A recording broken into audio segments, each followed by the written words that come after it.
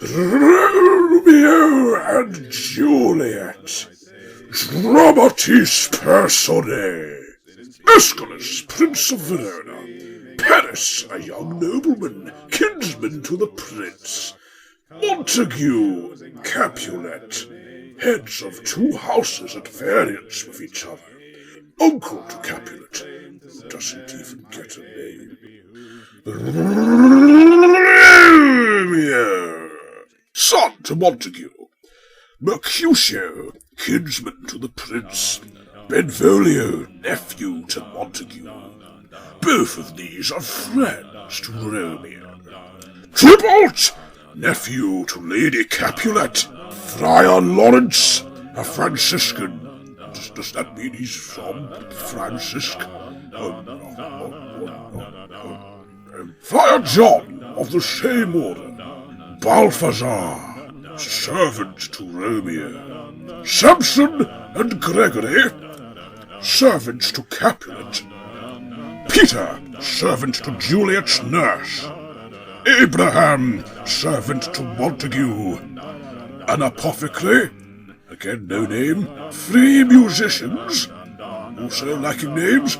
You know something, this old play has done the rounds. Why don't we have names for these characters? I think it's time we fix that at once. Oh, good grief, the nurse doesn't have a name. This will not do. Uncle to Capulet shall henceforth be known as Gommy. An apothecary shall henceforth be known as Samantha. The 3 musicians shall be named Herbert, Giles, and Charles Bronson. Page to Mercutio. Page to Paris. Another page. An officer. Lady Montague. Wife to Montague. Oh, I would never have guessed. Lady Capulet. Wife to... You'll never guess who. I'm not telling. No, I'm telling. Wife to Capulet. Juliet, daughter to Capulet. And the unnamed nurse to Juliet, who is now officially and canonically named Biggles. Citizens of Verona. Male and female kinsfolk to both houses. Maskers, whatever on earth that means. Guards, watchmen, and attendants.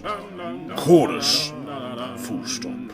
Scene, full stop, hyphen, Verona, once, brackets in the 5th act, at Mantua. Okay, so I think what this is saying is that almost the entire play takes place on the same set, except for one scene in the 5th act. Okay. Prologue. Enter chorus. 2 households both alike in dignity, in fair Verona where we lay our scene, from ancient grudge breaking new mutiny, where civil blood makes civil hands unclean. From forth the fatal loins of these 2 foes, a pair of star-crossed lovers take their life, whose misadventure apostrophed piteous overthrows, do with their death bury their parents' strife. Do with their death bury their parents' strife. The fearful passage of their death mark apostrophed love, and the continuance of their parents' rage, which but their children's end not could remove, is now the 2 hours' traffic with a K of our stage. The which if you attend, the which if you with patient ears attend, what here shall miss, our toil shall strive to mend.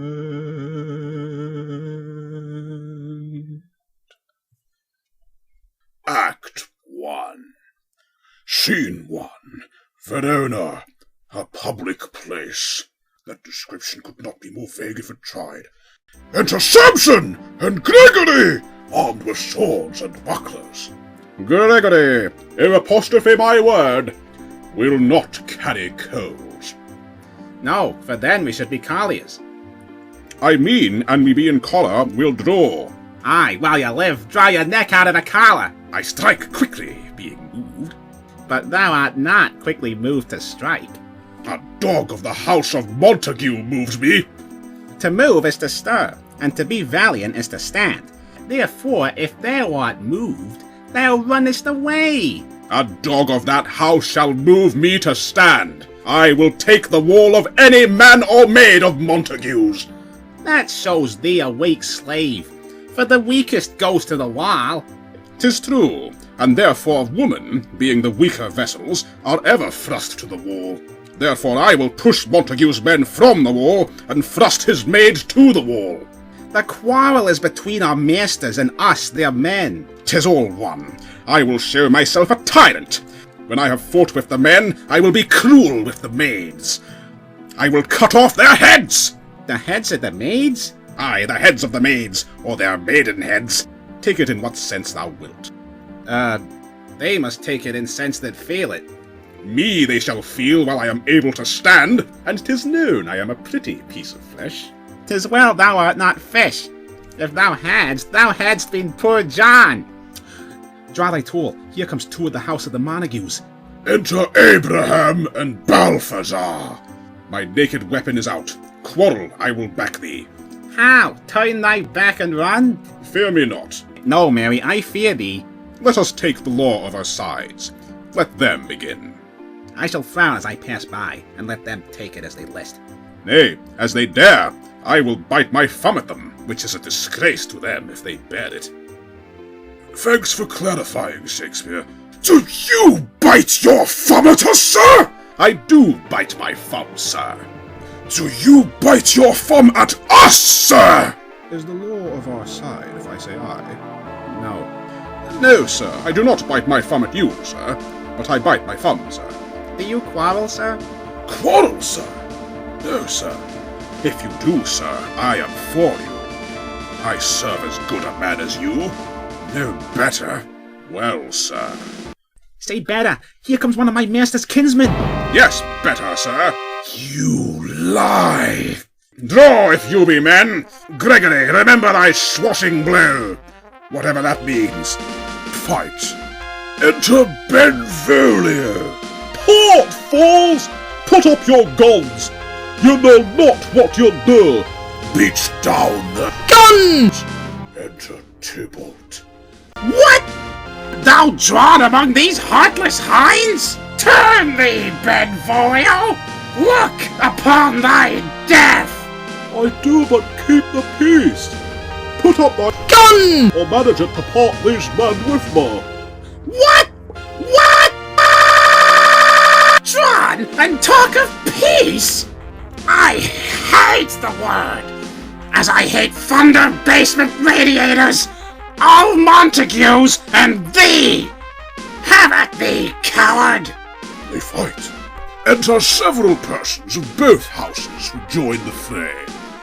Then enter citizens with clubs and partisans. Clubs, bills, and partisans! Strike! Beat them down! Down with the Capulets! Down with the Montagues! Enter Capulet in his gown, and Lady Capulet. What noise is this? Give me my sniper rifle! Hoo! A crotch! A crotch! Why call you for a gun? My gun, I say! Old Montague is come, and flourishes his blade in spite of me! Enter Montague and Lady Montague. Thou villain Capulet! Hold thee not! Let me go! Thou shalt not stir 1 foot to seek a foe! Enter Prince with his train. Rebellious subjects, enemies to peace, profaners of this neighbor-stained steel. Will they not hear? What ho, you men, you beasts, that quench the fire of your pernicious rage with purple fountains issuing from your veins. on pain of torture, from these bloody hands, throw your mistemper apostrophe deed weapons to the ground, and hear the sentence of your moved prince.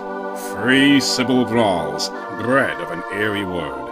By thee, old Capulet and Montague, have thrice disturbed apostrophe deed the quiet of our streets, and made Verona's ancient citizens cast by their grave beseeming ornaments to wield old partisans in hands as old. Canker apostrophe deed with peace, to part your canker apostrophe deed hate. If ever you disturb our streets again, your lives shall pay the forfeit of the peace. For this time, all the rest depart away. You, Capulet, shall go along with me, and Montague come you this afternoon, to know our further pleasure in this case. To old Freetown, our common judgment place, once more, on pain of death, all men depart. Exeunt all but Montague, Lady Montague, and Benvolio. Who set this ancient quarrel new abroach? Speak, nephew, were you by it when it began?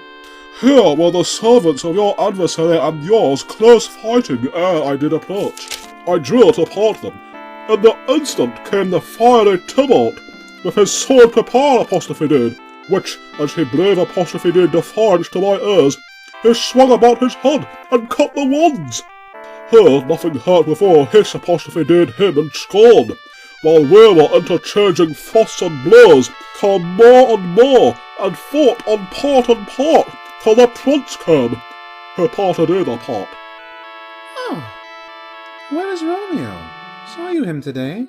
Right glad I am he was not at this fray. Madam, an hour before the worship apostrophe's son, peer apostrophe did forth the golden wonder of the earth. A troubled mind drave me to walk abroad, where, underneath the grove of sycamore that westward rooteth from the city's sod, so early walking did I see your son. Towards him I made, but he was ware of me, and stole into the covert of the wood. I, measuring his affections by my own, that most are busied when they're most alone, pursue apostrophe did my humour, not pursuing his, and gladly shunned apostrophe did who gladly fled from me. Many a morning have he there been seen, with tears augmenting the fresh morning's dew, adding to clouds more clouds with his deep sighs. But all so soon as the all-cheering sun should in the furthest east begin to draw the shady curtains from Aurora's bed, away from light steals home my heavy son, and private in his chamber pens himself, shuts up his windows, locks fair daylight out, and makes himself an artificial night. Black and portentous must this humour prove, unless good counsel may the cause remove. My noble uncle, do you know the cause? I neither know it nor can learn of him.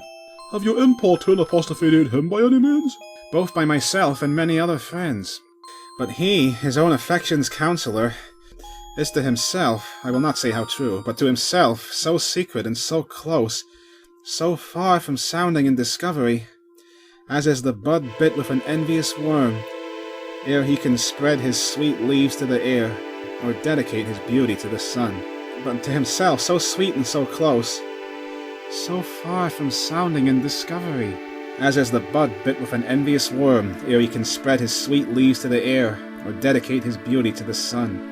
Could we but learn from whence his sorrows grow, we would as willingly give cure as know. See where he comes. So please you, step aside. I'll know his grievance, or be much denied.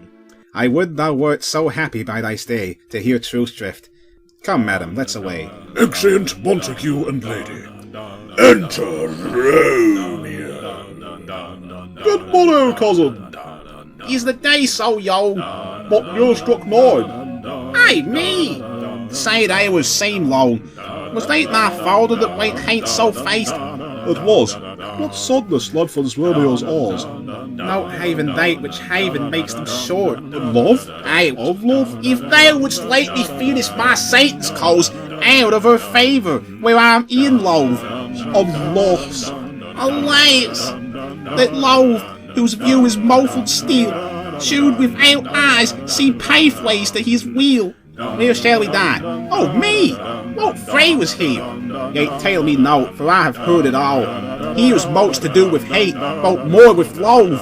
Why then, oh brawling love, oh loathing hate, oh anything, oh nothing first create, oh haven lightness, serious vanity, misshapen chaos of whale seeming forms, feather of lead, bright smoke, cold fire, sick health, still wake and sleep, that is not what it is. This love feel I, they feel no love in this. Dost thou not laugh? No, cos I rather weep. Good heart, at what? At thy good heart's oppression. Why, such is love's transgression. Griefs of mine own lie heavy in my breast, which thou wilt propagate to have it praise apostrophe thee with more of thine. This love that thou hast shown doth aid more grief to too much of mine own. Love as a smoke raise apostrophe deed with the fume of sighs, being purge apostrophe deed, a fire sparkling in lover's eyes. Being vakes apostrophe deed, a sea nourish apostrophe deed with lover's tears. What else is it? A madness most discreet, a choking goal, and a preserving sweet. Farewell, my coz. Going. Soft, I will go along. And if you leave me, sir, you'll do me wrong. Tot, I have lost myself. I'm not here. This is not Romeo. He's so aware. Tell me in sadness, who is it that you love? What? Shall I groan and tell thee? Good. Why no, but suddenly tell me who. Be the steep man inside this make his wheel? Aye! Aye! Aye! Aye! Aye! Aye! Aye! Aye! Word ill urge apostrophe need to one that is so ill. Inside this cousin I do love a woman. I am apostrophe did so now, and I suppose apostrophe did your love apostrophe did. A right good markman, and she's fair I love. A right fair mark, fair cause, as soonest hit. Well, in that hit you miss. She'll not be hit with Cupid's arrow. She hath Diane's wit. And in strong proof of chastity, well arm apostrophe deed, from love's weak childish bow, she lives on harm apostrophe deed. She will not stay the siege of love and terms, nor abide the encounter of assailing eyes, nor ope her lipe to saints and juice and gold. Oh! She is rich in beauty. Only poor that when she dies, with beauty dies her store. Then she hath sworn that she will still live chaste. She hath, and in that sparing makes huge waste. For beauty, starve apostrophe deed with her severity, cuts beauty off from all posterity. She is too fair, too wise, wisely too fair, to merit bliss by making me despair. She hath forsworn to love, and in that vow do I live dead, that live to tell it now. Be rule apostrophe did by me! Forgot to think of her. Oh! Teach me how I should forget to think! By giving liberty unto mine eyes. Examine other beauties. 'Tis the way to call hers exquisite, to question more. These happy masks that kiss fair ladies' brows, being Blake, Pudos, and mine, they hide the fair. He that is stroking blind cannot forget the precious treasure of his eyesight lost. Show me a mistress that is pacing fair. What doth her beauty serve both as a note where I may read who pace apostrophe deed that pacing fair? Farewell. Thou canst not teach me to forget. I'll pay that doctrine, or else die in dot.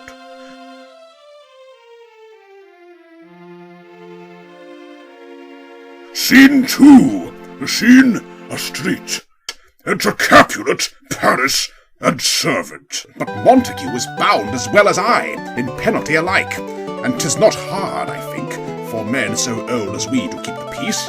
Of honourable reckoning are you both, and pity 'tis you live apostrophe D at odds so long. But now, my lord, what say you to my suit? But saying o'er what I have said before, my child is yet a stranger in the world. She hath not seen the change of 14 years. Let 2 more summers wither in their pride, ere we may think her ripe to be a bride. Younger than she, a happy mother's maid. And too soon mar apostrophe deed are those so early made. Earth hath swallowed apostrophe deed all my hopes, but she is the hopeful lady of my earth. But woo her, gentle Paris, get her heart. My will to her consent is but a part. And she agree, within her scope of choice lies my consent and fair according voice. This night I hold an old accustomed apostrophe deed feast, whereto I have invited many a guest, such as I love. And you, among the store, one more, most welcome, makes my number more. At my poor house look to behold this night earth-treading stars that make dark heaven light. Such comfort as do lusty young men feel, when well apparelled apostrophe deed April, on the heel of limping winter treads, even such delight among fresh female buds shall you this night inherit at my house. Hear all see, and like her most whose merit most shall be, which on more view of many mine being one may stand in number, though in reckoning none. Come, go with me. Go, sirrah, trudge about through fair Verona, find those persons out whose names are written there, and to them say, my house and welcome on their pleasure stay. Exeunt Capulet and Paris. Find them out whose names are written here. It is written that the shoemaker should meddle with his yard, and the tailor with his last, the fisher with his pencil, and the painter with his nets. But I am sent to find those persons whose names are here writ, and can never find what names the writing person hath here writ. I must to the learned. In good time. Enter Benvolio and Romeo. 1 fire burns out another's burning. 1 pain is lessened apostrophe deed by another's anguish. Turn giddy, and be holp by backward turning. 1 desperate growth cures with another's languish.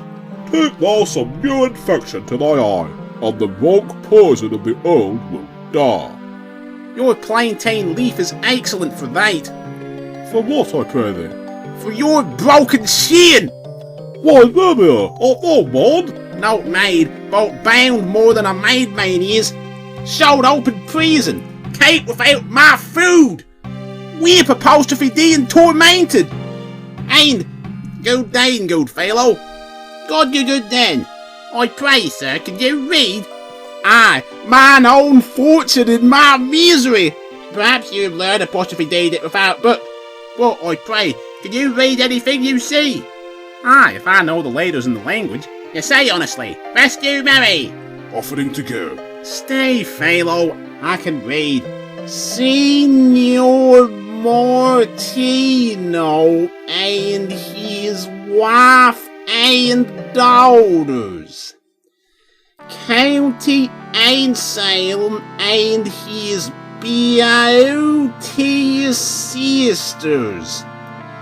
The Lady Widow of Vitruvio, Signor Placentio and his lovely nieces, Mercutio and his brother Valentine, mine uncle Capulet, his wife and daughters, my fair niece Rosaline, Livia, Signor Valentio, and his cousin Tybalt, Lucio, and the lovely Helena. A fair assembly. Whither should they come? Up, whither? To supper, to our house. Whose house? My master's. Indeed, I should have asked you that before. Now I'll tell you without asking. My master is the great rich Capulet, and if you be not at the house of Montagues, I pray, come and crush a cup of wine. Rescue Mary. Exit. This same ancient feast of Capulets sups the fair Rosalind, whom thou so love apostrophised, with all the admired beauties of Verona. Go thither, and with unattainted eye, compare her face with some that I shall show, and I will make thee think thy swan a crow. When the devout religion of mine eye maintains such falsehood, they turn tears to fire. And these, who often drown apostrophe deed, could never die, transparent heretics, be burnt for lives. One fairer than my love, the all-seeing soul never saw her mate since first the world begun. Tut, you saw her fair, none else being bar. Herself poise apostrophe did with herself in either eye. But in that crystal scales let there be way apostrophe did your lady's love against some other man. That I will show ye shining at this feast, and she shall scant show well that thou she's best. I'll go alone, no such sight to be shown, but to rejoice in splendour of mine own. Exeunt. Scene 3, the same. A room in Capulet's house. Enter Lady Capulet and nurse. Nurse, where's my daughter? Call her forth to me. Now, by my maidenhead, a 12-year-old. I bade her come. What lamb? What lady? Bird! Bird! Bird! God forbid! Where's this girl? What, Juliet? How now? Who calls? Your mother. This is the matter. Nurse, give leave a while. We must talk in secret. Nurse, come back again. I have remembered apostrophe deed me. Thou's hear our counsel. Thou know'st my daughter's of a pretty age. Faith, I can tell her age unto an hour. She's not 14. I'll lay 14 of my teeth, and yet to my teen be it spoken I have but 4. She is not 14. How long is it till Lammas tide? A fortnight and odd days. Even or odd, of all days in the year, come Lammas Eve, at night shall she be 14. Susan and she, God rest all Christian souls, were of an age. Well, Susan is with God. She was too good for me. But, as I said, on Lammas Eve at night shall she be 14. That shall she, Mary. I remember it well. 'Tis since the earthquake now 11 years, and she was wean apostrophe deed. I never shall forget it of all the days of the year upon that day. For I had them laid wormwood to my dug, sitting in the sun under the dove-house wall. My lord and you were then at Mantua. Nay, I do bear a brain. But as I said, when it did taste the wormwood of the nipple of my dug and felt it bitter, pretty fool, to see it telchy and fall out with the dug. Shake, quoth the dove-house, 'twas no need, I trow, to bid me trudge, and since that time it is 11 years. For then she could stand high lone, nay, by the rood, she could have run and waddled all about, for even the day before she broke her brow, and then my husband, God be with his soul, I was a merry man, took up the child. Yea, quoth he, dost thou fall upon thy face? Thou wilt fall backward when thou hast more wit. Wilt thou not, Joel? And my Hallidsome, the pretty wretch left crying, and said, Aye, to see now how a jest shall come about. I warrant, and I should live 1,000 years, I never should forget it. Wilt thou not, Jewel? Quoth he, and pretty full, it stinted and said, Aye. Enough of this, I pray thee, hold thy peace. Yes, madam, yet I cannot choose but laugh. To think it should leave crying and say, Aye. And yet I warrant it had upon its brow a bump as big as a young cockerel's stone, a parlous knock, and it cried bitterly, Yea, quoth my husband, fall apostrophes upon thy face. Thou wilt fall backward when thou come apostrophes to age. Wilt thou not, Jewel? It stinted and said, Aye. And stint thou too, I pray thee, nurse, say I. Peace I have done. Yea, quoth my husband. Enough of this. God mark thee to his grace. Thou wast the prettiest babe that e'er I nursed. And I might live to see thee married once, I have my wish. Marry, that marry is the very theme I came to talk of. Tell me, daughter Juliet, how stands your disposition to be married? It is an honour that I dream not of. An honour! Were not I thine only nurse, I would say thou hadst suck apostrophe-deed wisdom from thy teat. Well, think of marriage now. Younger than you, here in Verona, ladies of esteem are made already mothers. By my count, I was your mother much upon these years that you are now a maid. Thus then, in brief, the valiant Paris seeks you for his love. A man, young lady! Lady, such a man as all the world! Why, he's a man of wax! Verona's summer hath not such a flower. Nay, he's a flower. In faith, a very flower. A very flower. What say you? Can you love the gentleman? This night you shall behold him at our feast. Read o'er the volume of young Paris's face, and find delight writ there with beauty's pen. Examine every married lineament, and see how one another lends content. And what obscure apostrophe deed in this fair volume lies, find written in the margin of his eyes. This precious book of love, this unbound lover, to beautify him only lacks a cover. The fish lives in the sea, and 'tis much pride for fear without, the fear within to hide. That book in many eyes doth share the glory, that in gold clasps locks in the golden story.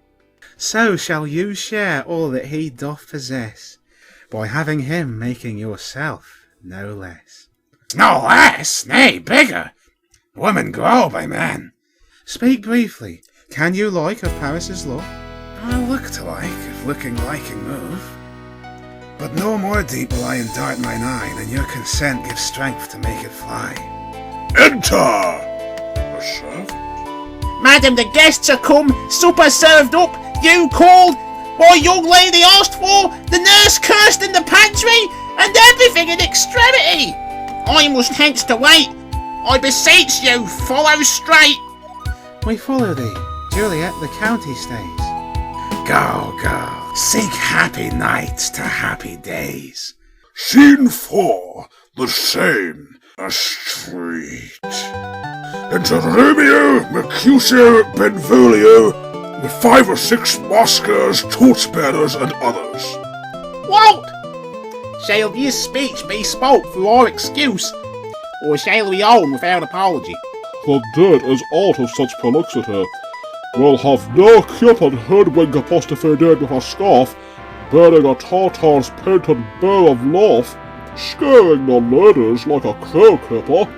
Nor know without book prologue, faintly spoke after the prompter for our entrance. But let them measure us by what they will. We'll measure them a measure and be gone. Give me a torch, I'm not for this England. Being both heavy, I will bear the light. Nay, General Romeo, we must have you dons. No, I believe me. You have dancing shoes with nimble soles. I have a soul of lead, so stakes me to the ground I cannot move. You are a lover. You are a really useful engine. Borrow Cupid's wings and soar with them above a common bound. I am too sore and pierced with his shaft to soar with his light feathers, and so bound I cannot bound a pitch above dull woe. Under love's heavy burden do I sink. And to sink in it should you burden love, too great oppression for a tender thing. Is love a tender thing? It is too rough, too rude, too boisterous, and it pricks like thorn. If love be rough with you, be rough with love. Prick love for pricking and you beat love down. Give me a case to put my visage in. Putting on a mask. By the way, I didn't mention before, the word mask in this is consistently spelt M-A-S-Q-U-E. instead of MASK for some reason. I suppose it's French. Perhaps the word evolved into the form we know it now in the English language. Maybe, I don't know. A voiser for a voiser. What care I what curious-eyed doth quote deformities? Here the beetle brows shall blush for me. Come, knock on Donta, and no sooner end but every man betake him to his lungs. A torch for me. Like Wanton's lad of Hort tickle the senseless roaches with their heels. For art and proverb apostrophe deed with a grain sour phrase. I'll be a candle holder and Luke Owen. The game was ne'er so fair, and I'm down. Sure, done's the mouse, the constable's own word. If thou art done, we'll draw thee from the mire of saviour reverence and love, wherein thou stick apostrophe stuck to the ears. Come, we burn daylight. Ho! Nay, that's not so. I mean, sir, in the lane we waste our lights in vain, like lamps by day. Take our good meaning, for our judgment sits 5 times in that, once in our 5 wits.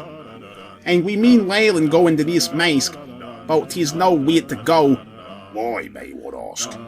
I dream apostrophe deed a dream tonight. And so did I. Well, what was yours? The dreamers often lie. In bed asleep while they do dream things true. Oh, then I see Queen Mab hath been with you. Queen Mab? What's she? She is the fairy's midwife, and she comes in shape no bigger than an agate stone on the forefinger of an alderman, drawn with a team of little atomies athwart men's noses as they lie asleep. Her wagon spokes made of long spinner's legs, the cover of the wings of grasshoppers, the traces of the smallest spider's web, the collars of the moonshine's watery beams, her whip of cricket's bone, the lash of film, her wagoner a small grey-coated gnat, not half so big as a round little worm, prick apostrophe deed from the lazy finger of a maid. Her chariot is an empty hazelnut, made by the joiner squirrel or old Grum, time out of mind the fairies' coachmakers, and in this state she gallops night by night through lovers' brains, and then they dream of love. O'er courtiers' knees that dream on courtesy straight, o'er lawyers' fingers who straight dream on fees. Was that a joke about money-grubbing lawyers? Good to see some things haven't changed in the last few 100 years.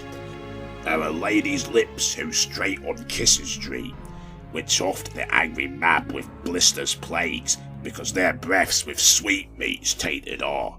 Sometimes she gallops o'er a courtier's nose, and then dreams he of smelling out a suit, and sometimes comes she with a tiff pig's tail, tickling a parson's nose as a lies asleep, then dreams he of another benefice. Sometimes she driveth o'er a soldier's neck, and then dreams he of cutting foreign throats, of breeches, ambuscados, Spanish blades, of health's 5 fathom deep, and then anon drums in his ear, at which he starts and wakes, and being thus frighted, swears a prayer or two, and sleeps again. This is that very Mab that plats the manes of horses in the night, and bakes the elf locks in foul sluttish hairs, which once untangled much misfortune bodes. This is the hag, when maids lie on their backs, that presses them and learns them first to bear, making them women of good carriage. This is she. Peace, peace! Mercutio, peace! Thou talk'st of nothing. True, I talk of dreams, which are the children of an idle brain, begot of nothing but vain fantasy, which is as thin of substance as the air, and more inconstant than the wind, who woos even now the frozen bosom of the north, and, being anger apostrophe deed, puffs away from thence, turning his face to the dew-dropping south. This wind you talk of blows us from ourselves. Supper is done, and we shall come to a lot. I fear too early. For my mind misgives some consequence yet hanging in the stars shall bitterly begin his fearful date with this night's ravels. and expire the term of a despised life, class apostrophe deed in my brace by some vile forfeit of untimely death. Won't he that hath the steerage of my course direct my sail? On, lusty gentlemen! Strike, John. Scene 5, the same, a hall in Capulet's house. I say, why do they capitalize the characters' names? Capulet here is written in capital letters. A hall in Capulet's house! In the previous page here we see, enter Juliet! But the nurse, who we've established is named Biggles, does not get capitalized. Shakespeare is quite inconsistent. Anyway, musicians waiting. Enter serving men. Where's Porkpan that he helps not to take away? He shift a trencher! He scrape a trencher! When good manners lie all in one or two men's hands, and the unwashed too, 'tis a foul thing. Away with the joint stools, remove the cork cupboard, look to the plate. Good thou, save me a piece of marchpane. And as thou lovest me, let the porter let in Susan Grindstone and Nell. Anthony! And Potpan! Aye boy, ready? You are looked for and called for, asked for and sought for in the great chamber. We cannot be here and there too! Cheerly, boys. Be brisk a while, and the longer liver take all. They retire behind. Enter Capulet and Juliet and others of his house, meeting the guests and maskers. Oh, so now maskers is spelt with a K, and not Q-U-E, unlike every single other time it was ever mentioned before now. I mean, geez Louise! Postcode lottery merchants. Welcome, gentlemen. Ladies that have their toes on plague apostrophe deed with cords will walk about with you. Aha! My mistresses, which of you all will now deny to dance? She that makes dainty, she, I'll swear, hath cords. Am I come near ye now? Welcome, gentlemen! I have seen the day that I have worn a visor, and could tell a whispering tale in a fair lady's ear, such as would please. 'Tis gone, 'tis gone, 'tis gone! You are welcome, gentlemen. Come, musicians, play! A hole! A hole! Give room and foot it, girls! Music plays and they dance. More light, ye knaves, and turn the tables up, and quench the fire. The room has grown too hot. Ah, sirrah, this unlock apostrophe deed for sport comes well. Nay, sit! Nay, sit! Good cousin Capulet, for you and I are past our dancing days. How long is't now since last yourself and I were in a mask? Boy and lady, 30 years. What, man?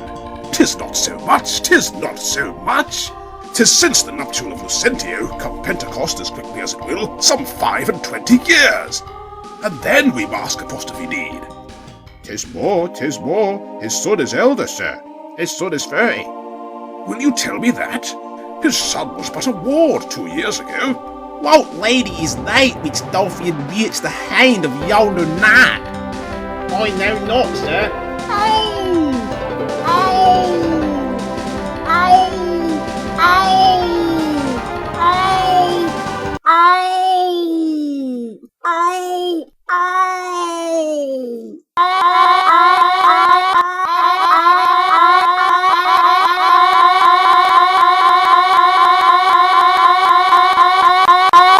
She doth teach the torches to burn bright.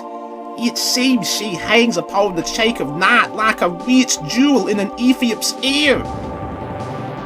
Beauty too rich for use, for earth too dear. So shows a snowy dove trooping with crows, as yonder lady or her fellows shows. The measure is done. I'll watch her place of stand, and touching hers make blessed my rude hand. Did my heart love to you now? Forswear it, sight, for I ne'er saw true beauty till this night. This, by his voice, should be a Montague! Fetch me my rapier, boy! What? Dares the slave come hither, cover apostrophe deed with an antic face, to fleer and scorn at our solemnity?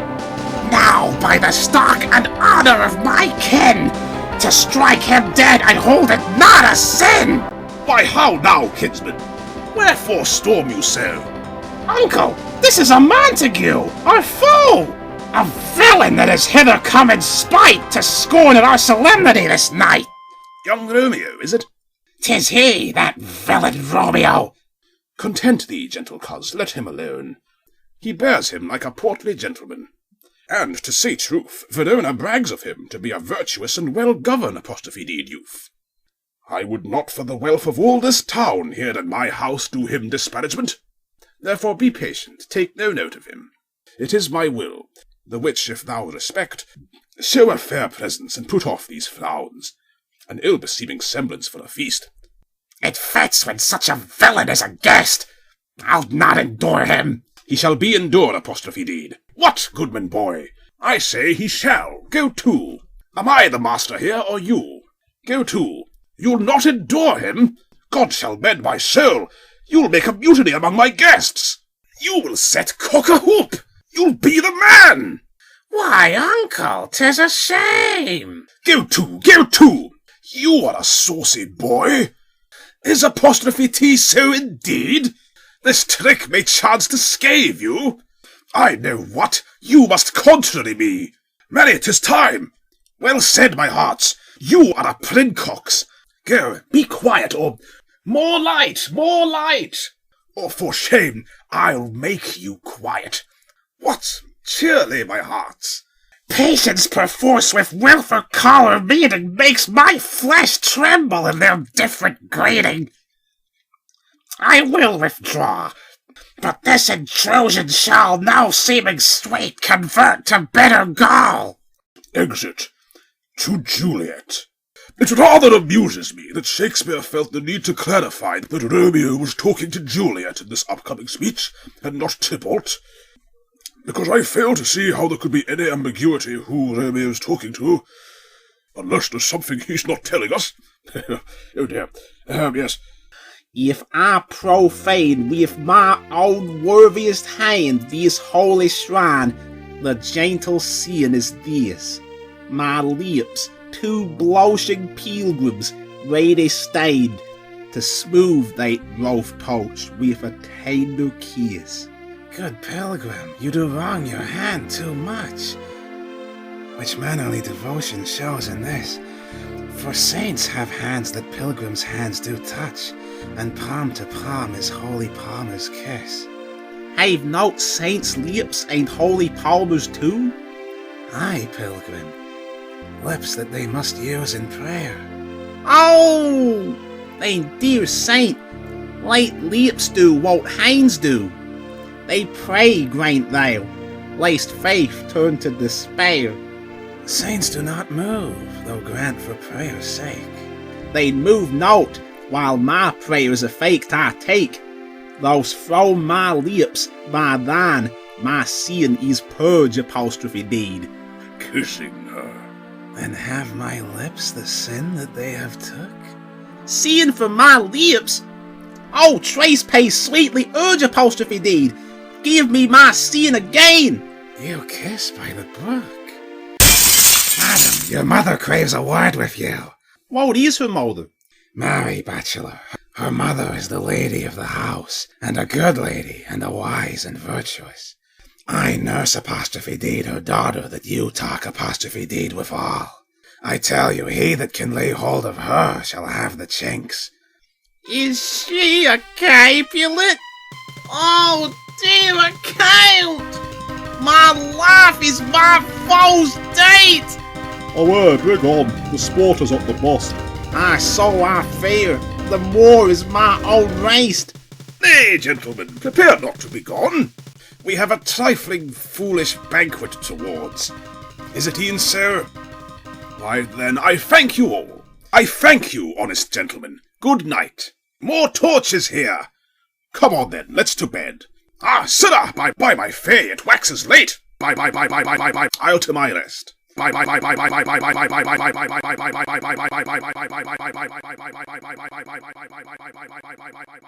Exeunt all except Juliet and Nurse Biggles. Come hither, nurse. What is your gentleman? The son and heir of old Tiberio. What's he that now is going out of door? Marry, that, I think, be young Petruchio. What's he that follows there that would not dance? I know not. Go, ask his name.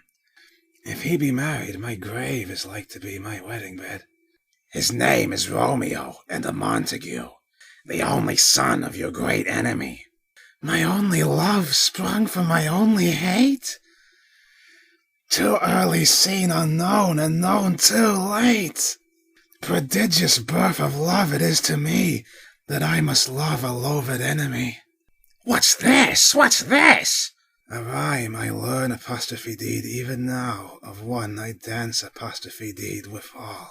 One calls within, Juliet. Juliet! Anon, anon. Come, let's away. The strangers are all gone. Excellent.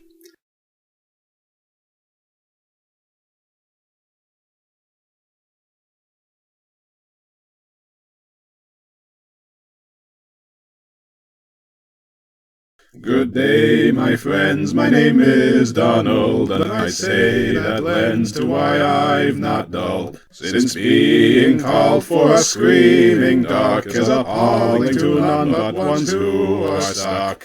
Confusing my lad a name for something out of a children's card game. I'd claim to cement my fame, and it behooves me to rent out a few minutes to sing my first name further while accompanied by medieval music.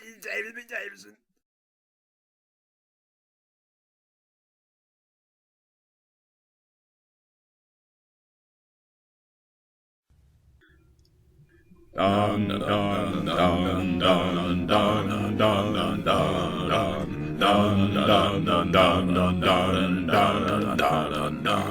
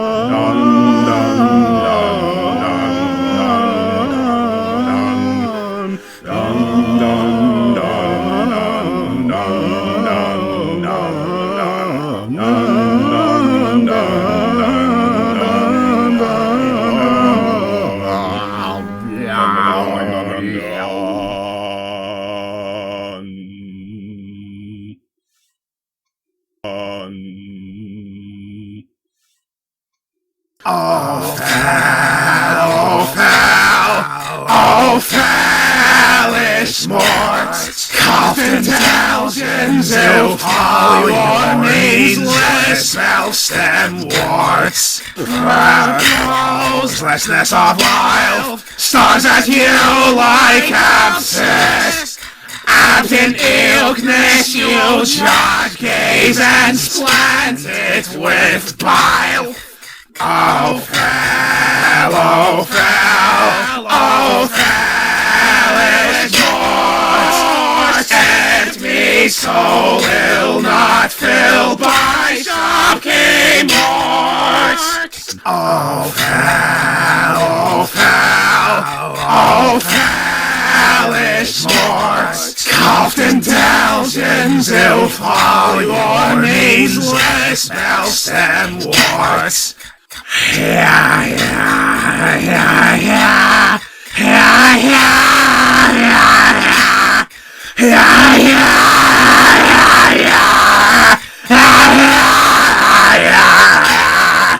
You are no, you bell nothing, death down news on Nile's chest, and I have come as your sphere from so bring me grist. Tap tolls well, flow fells death now. Dwell down toot me, or I'm snand you to. Oh, fell, oh, fell, oh, foolish morts, and me soul